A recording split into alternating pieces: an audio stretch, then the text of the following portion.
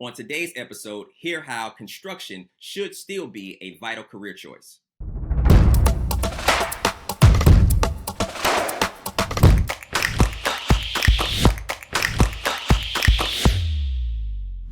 What's up, everybody, and welcome to the iReach podcast. I'm your host, Paul Robinson, founder and CEO of ConstructReach, a national consultancy and initiative that aims to diversify the construction, design, and innovation industries and empower a younger generation. We are here merging education, industry, and culture with a variety of featured guests that you do not want to miss. So let's go. iReach. What is up, everybody? We are back for another episode of the iReach podcast.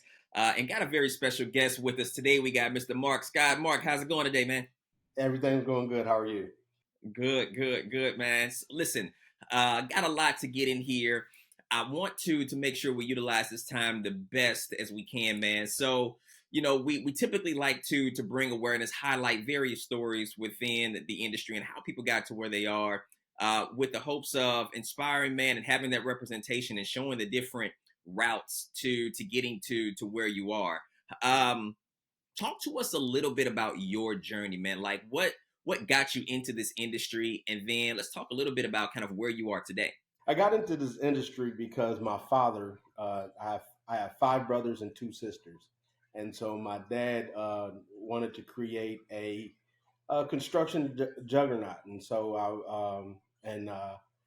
we kind of, father son typical. I didn't see eye to eye with him. I went off to the military, and when he came home, he was like, "Hey, I need a carpenter," and so I went to school, got training in carpentry, and somehow he knew my thirst for knowledge would take a hold. So while I was building, I wanted to know how the drawings were formed. So I went to school to learn how the drawings were formed, and then I tapered off or plateaued in that career of I knew what to do in construction and I knew how it was drawn, but I was no longer wanting to do the work. I wanted to tell people what to do. So I went back to school for construction project management and landed me here. There's a couple of things that you mentioned, man, that I wanna hit on. I wanna unpack a little bit.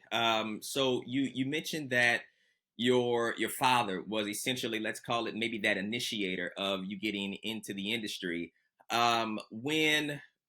When that was happening, was it anything that was an indication to him that this was an industry that you had a skill set for or that you could be good in? Well, I think one of the things as a young kid, me and my brothers, we would build forts and we would build clubhouses, and he always had these things to do, and rambunctious kids, we would also tear things up a lot. So the idea behind destruction and construction kind of go hand in hand. So I think he looked at that and looked at our inquisitive nature and just was like, "You guys can do XYZ."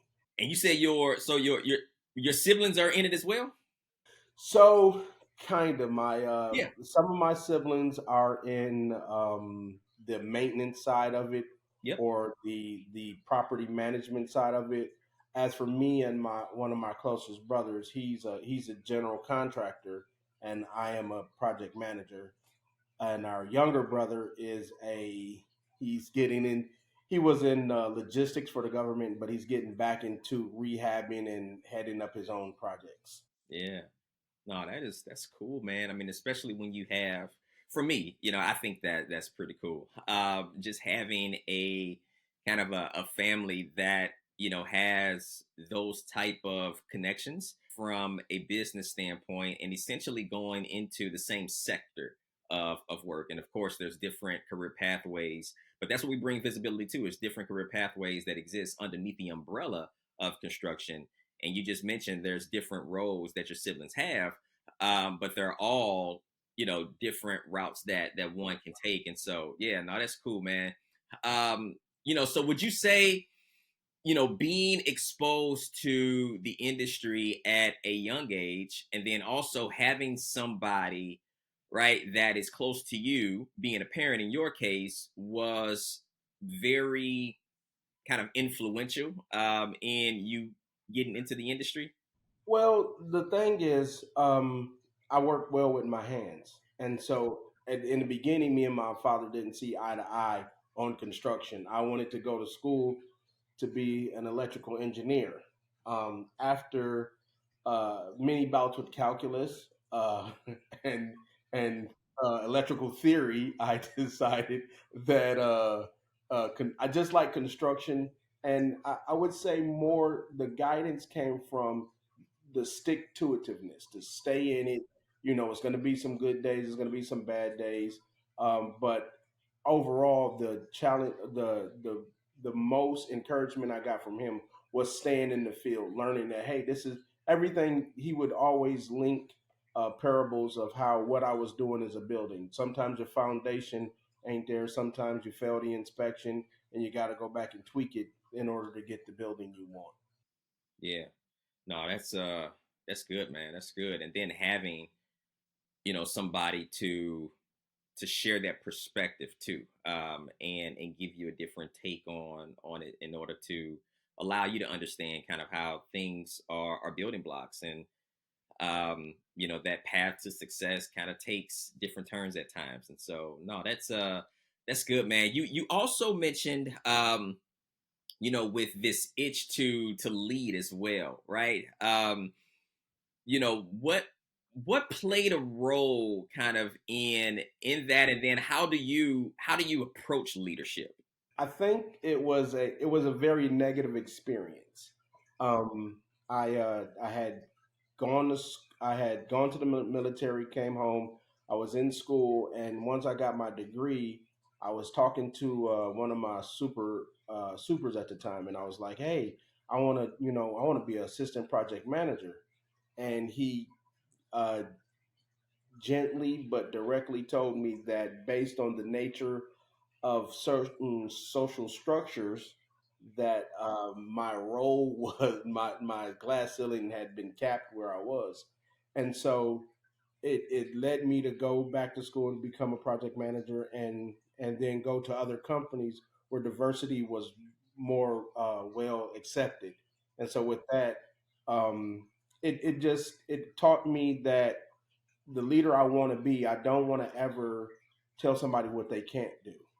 I mean, he basically told me if it was up to him, he would let me. But in the environment where I was, that I had come to the end of the road, and so I think as a leader, I often look at some people's challenges, whether it be physical, demographic, ethnicity, or whatever, and say, hey, there's a way to do it, even if you have to create your own path. It's enough out here for everybody to, have their own piece of the pie. That's good, man. Thanks for sharing it, by the way. I think that's very important to to understand.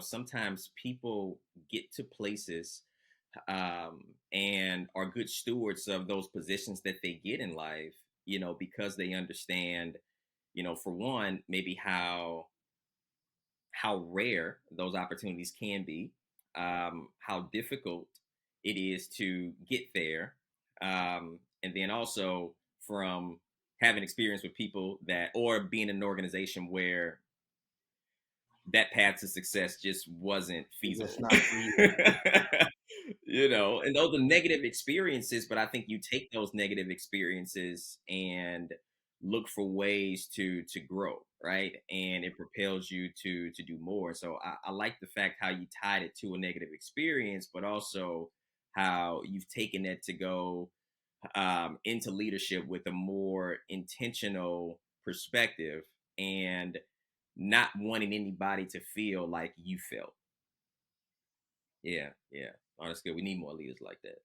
Well, I think the challenge is after the Marine Corps. I think the one of the things is always knowing that the next generation is coming, and I think we have a lot of baby boomers who are going to retire soon. In the next couple years, you'll see a lot of people in their 50s, 60s, 70s just retiring after being so comfortable. And I think being able to step up into those roles is going to, one, attract the youth, and two, we are going to have to know what they did to us, how we felt, how we may have felt sidestepped or overlooked, and I think that's going to help the growth of the industry as well.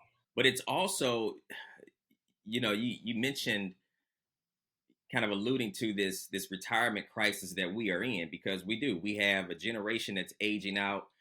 I think within the next 7 or 8 years, they're supposed to be, based on how things are trending right now, 40% of the labor force, right? 40% of the workforce retiring out. And that translates, and I think somewhere around close to 4 million jobs. That is unbelievable, right? And when you have that many jobs that are going to be available, or the need, the time to start making preparations was yesterday. Right, right. And so, from an industry standpoint, that's one of the things that we talk about as well. Is, listen, this generation that the industry is in need of is the most diverse that it has ever been. So what are you doing to offset, this long standing area of opportunity that the industry has had historically, with not creating environments and cultures that are conducive to our success? You gotta begin to do some work and understand that, hey, we just can't post this sign up that we have millions of jobs available as an industry and expect for the floodgates to open and people to start running in saying, hey, I want to be in construction. It's like, no, there's some work that needs to be done. Is the industry healthy enough to engage, attract, and retain this younger, diverse demographic, given the past, right? That's something that takes a lot of work. Well, I think one of the issues is that with the excitement of AI, we no longer push the idea or the understanding the need for actual physical capital. I mean, it's one of the things is you can only generate so much BMI, you can only generate so many renderings. Somebody, there's not a lot of robots that can go out and just still build a building. Of course, we can build them in factories, but if you're going to get your next, 3-story iron building, you're going to need workers. And so I think that our industry has to start advertising, start actually collaborating, start getting builders back to when I first went to school. It was a local builder who took us on. We worked under him. We got certified under him, and I think we're going to have to get back to that in the industry where not just internship, but where we actually incentivize and certify people in the construction industry to get people there. Yeah, and you're starting to see, kind of back to education, because you alluded to that. You're starting to see educators um, kind of come up against, this stigma that they kind of allowed to take place within education, where it was this push to universities and degrees. And not to say that those are a bad thing, but everybody doesn't go that route. And so when you didn't go to a 4-year university, then that's when construction was introduced as this alternative, and it's almost like you failed into that profession, where anybody that works in it can say, no, that it's an industry that you really can be proud to be in. You can make a great living, you can have a long career. So why aren't we celebrating and positioning and introducing construction differently? And so now you're starting to see CTE programs, which is career and technical education, come back into school, where they're celebrating going straight into a career, right on par with going into a university. Well, I think the issue uh, uh, for that is that we push to be on the cutting edge of society during the space race. We push technology. We push science. We push a lot of career medicine. So you have the nursing industry or the medical industry that's flooded with medical billing and CNAs and oversaturation with that, along with the arts. I think social media and being an influencer has also driven people away from going towards the hard um, industries such as mechanics, landscaping, construction. And so it's just gonna. I think it's one of those things is where I watched the episode on South Park where everybody was looking for a handyman, And I think it's going to be come back to the point where, we start to realize that, making money with your hands is a formidable career. I mean, there's nothing like it when I drive past a building and say, "Oh, Dad built that," or "Dad did this," or "Dad does that," and they're like, "Oh," and it's lasting. So I think that's the other thing, is that we're going to be able to see, we're going to see it soon, where our children who are playing with Legos and, things like that are getting back to the, hey, my dad makes good money and he's a carpenter or he's a painter. Um, I think that's going to happen. Yeah, I mean, as soon as you build something, it starts to break down. Right. As It soon as breaks it's down complete. while you're building it. So Right. I mean, or we even the thing that you're testing to see if it, like when you do your slump test or you do your, for concrete, they're testing to know when it's going to break down. They're doing their soil test. So I think the problem is people are thinking that it is a dirty word to do work. And so I think they're going to have to get in once they see things like with exposure, like what you're doing here. I think once they start to see that, oh wow, I could do just the concrete load calculations. I could do this and still be in construction. I think that'll, bring it back to relevance. I mean, there's so many different routes you could take, and I think that's one of the things. It's just that exposure. Um, and exposure is key. So a lot of times you don't know what you don't know if you're never in an environment that is introducing you to it, or if you have a very limited view of what construction is. The majority of it is just going to be what you see when you're driving. So it's road work, the detours that you have to take, because of the road work, and you're frustrated with construction, as opposed to saying, "Oh man, I can get into that." I think when it's very limited, yeah, you just don't know what you don't know, man. So that exposure is really key and really important. Cool, cool. Now this is good. So as you think about kind of your career, and of course it's still going, but up until this point, um, there's good and bad, right? One of the things I try to bring to the forefront, especially when we have a younger demographic, you talk about social media. A lot of times on social media, all you see is the product. All you see is the success, or all you see is one type of emotion where everything is good, and it's just like, we know that life is not like that.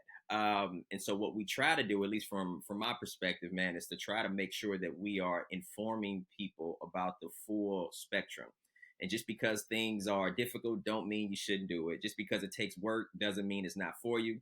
Just because you got to sweat don't mean it's not worth your while, right? And so it's being able to understand that, but put a realistic perspective on things. And just because you're successful doesn't mean that that road was easy. Um, and so, talk to us a little bit about kind of what's been your most challenging moment, and then also let's end on a good note, and swing the pendulum to the other end of the spectrum. What's been your proudest moment? So I think my most challenging um, uh, hurdle was education. I think that was learning to do what I'm doing. I could go out and I could lay a tile floor. I could put in,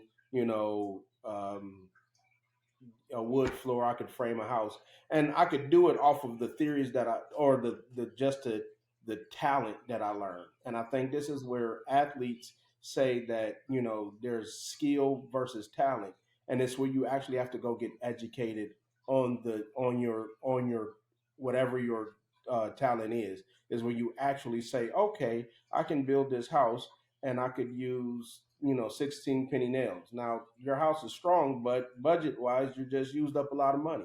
So I think getting the little education, the little certificates, getting the when I say education, I don't mean just formal education. I mean going into a city, starting a project, not knowing that you have to go get your city builder's license or your city tax, license to do business, and then getting stopped and hit with a $5,000 fine, knowing that all your profit was $5,000 and you just didn't take the time. So I think that it's the little educations or the little things that put you in position to help you be successful in that. And I think if there were like classes or things that you could do, like, hey, you want to start a business, here's a package podcast like this where you can, hear things or do things, get as much education, even if it's not formal. Like I said, get the education so that you can be successful. Because once you do get that education, like you said, switching to a positive, you start to get recognized. You start to get, this guy has a quality eye for, for looking for quality. This guy has an eye for schedules. This guy knows how to, make a profit. This guy knows how to read a subcontractor, or to negotiate with a subcontractor. And that's what that education lands me. And it makes you introspective on who you are. So you don't let things slide, like, I know you missed a screw there, buddy. We need to go back and tighten it up. Or, I know this paint job is a first coat, but let's kind of clean it up so our customer. So I think that's where it brought me to, is a level of quality and a level of assurance that I'm marketable, that you want me on your team to say, hey, I know the way you're going to schedule this. I know you're going to turn it around. I know you're able to talk to my subcontractors or my client with professionalism and tact and directness. So let's bring you here. So I think my biggest hurdle was education, but once you actually get it, it opens the doors and helps you knowledgeable, and builds confidence, which leads you into a nice projecting. Your trajectory is very high. Yeah, no, that's good. That's good. And you continue to learn as well. Yes, always. Every trade, every person, I started off with framing, and then it turned into, I need to know what the carpenters know, and then you need to know what the painter. The way my father would break it down to me is, to if you start off as the finished person, then you take each step back to see what each trade needs. It allows you to be so more proficient, because you're like, oh, when I was framing, they didn't put enough concrete here. They didn't stub the bolts up. So when you're pouring concrete, you make sure the bulbs are, you're that much more intent. When you're framing, you're like, I know the drywall is going to need a scab here, and this, that, and that. And then, you try not to put as many seams for the painter. And as you do that, you build it up, then you actually build your foundation. You have a very, very nice career and building. Yeah, no, that's good. That's good. Yeah. So let's see. Let's swing that pendulum to the other side. What about most proudest moment? Proudest moment is when so I worked on Chrysler Arena in Michigan, and we built a 40-foot waterfall. And when the team comes on, Trey Burks, I think, was on the team, and they're standing in the lobby, and you see the waterfall, and you're like, I did that. It's things like that where, or for a long time, I built waterfalls or water features. So then when you see different things come on the TV, or on, news or whatever, you're like, oh, that's something I did. Then I started working at Walmart's. And so one day we're driving down the street, and my daughter's like, Dad, you did that at Walmart? And I'm like, yes, baby, Daddy did that. So I think the proud moment is knowing that something I did is lasting, and other people are enjoying it. So I think I build construction. I like the process. So to see the buildings later, to see, it up, and you're like, and it's still there. Like, by the time I'm, old, it might not be there, but for now, it's still there. Yeah, yeah. But those things last for, let's just say, generations, right? Right.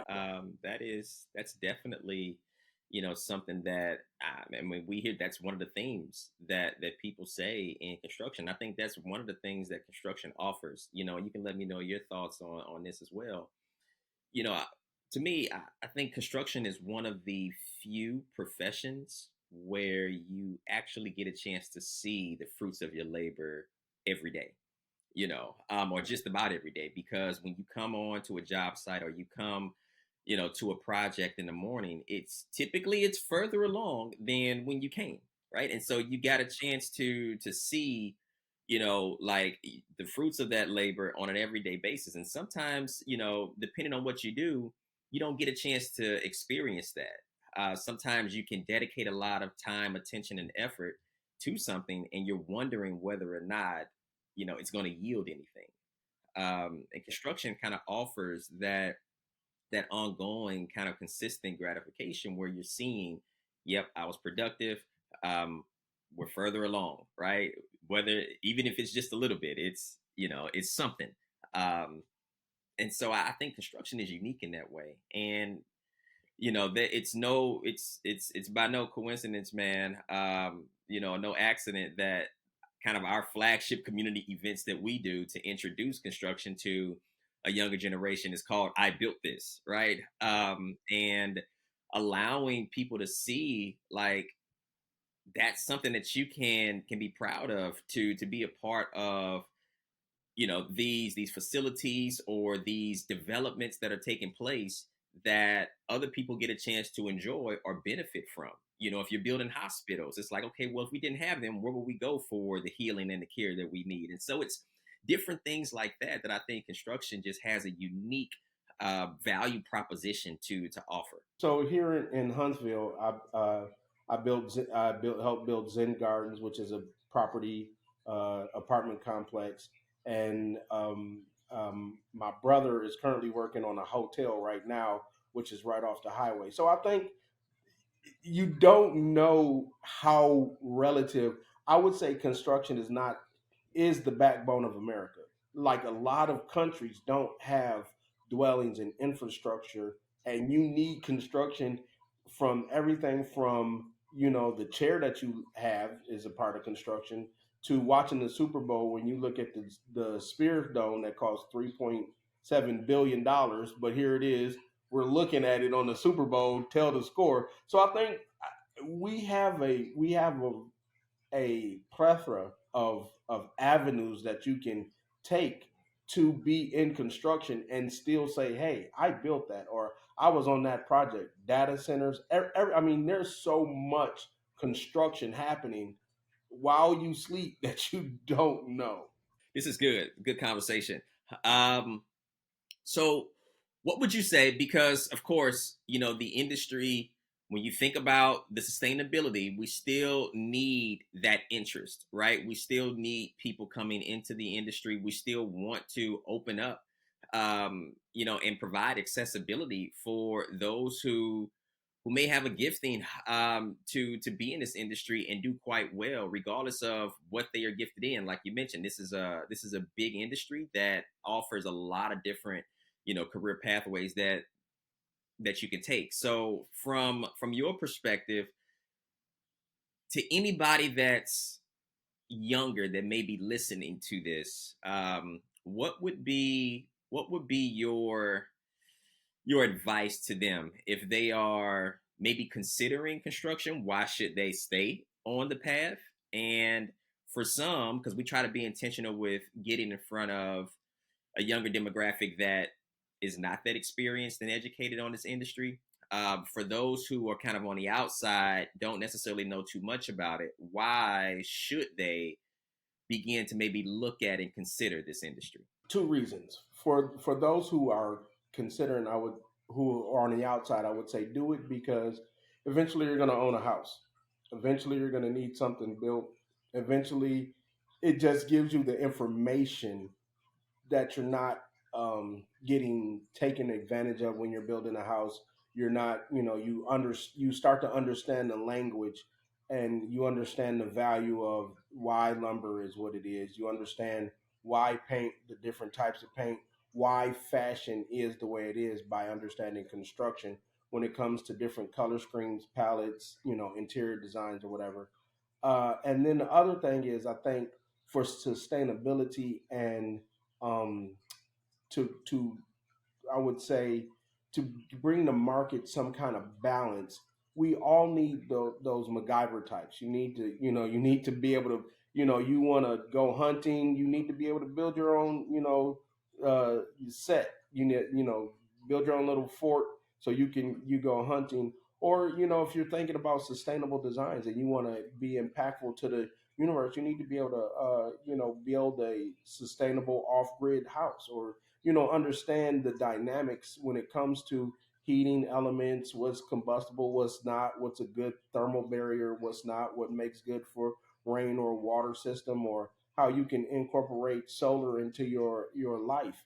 So I think as an overall balance to life, if you get into construction, or when you get into construction, you should get into construction so that you can understand, how can I help the environment? How can I help lower the cost of my bills? Oh, by using some solar, by using geothermal, HVA system. How can I offset it? So I think that the all of the understandings and inner workings of construction would also help some of our other components that we like to push, such as going green, saving, water, or, global warming. So I think if we start to look at some of the things that are in construction, it can also aid us and help better causes when people are thinking down the line. No, this was good. Man, Mark, it has been a pleasure having you on, man. Thanks for joining us. Hopefully everybody got a chance to take something from this episode. Low key, he was dropping a lot of knowledge. So hopefully y'all listen. Hopefully something resonated. If it didn't, listen again, and I'm sure you'll pick up something. But thanks, brother, man, for joining us. It was a pleasure. Thank you.